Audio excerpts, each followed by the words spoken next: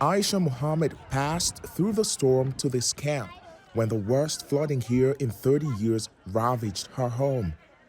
Now she's facing hunger. Her 2-year-old daughter is worse off.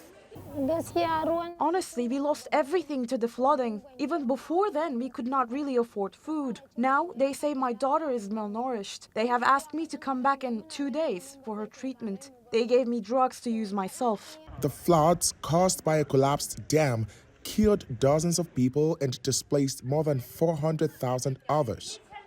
Many of them live in camps like this and struggle daily for food. Aid workers say the trend is all too familiar.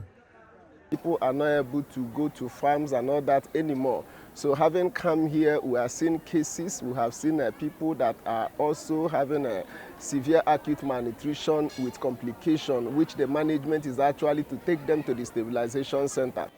Malnutrition has been increasing in northeast Nigeria even before now, and aid groups admit it's become far more difficult to raise enough funds to tackle the problem due to donor fatigue and increasing global crisis.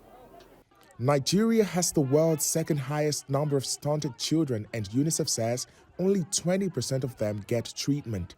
Maiduguri has been the treatment hub for the most severe cases of malnutrition within Borno state for years. But the UN humanitarian agency says the floods have forced them to relocate children.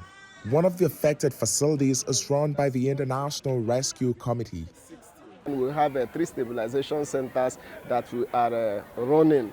And those stabilization centers, we are getting children from here and referring them to those places. One of the stabilization centers, which is Mashamari Stabilization Center, was completely covered with a flood. There are about 70 bed spaces, full capacity. There were just few discharges that were made. So those ones were our priorities to evacuate them and bring them for safety. Last month, the medical aid group Doctors Without Borders said malnutrition in Nigeria increased by 40% this year due to conflicts and poverty.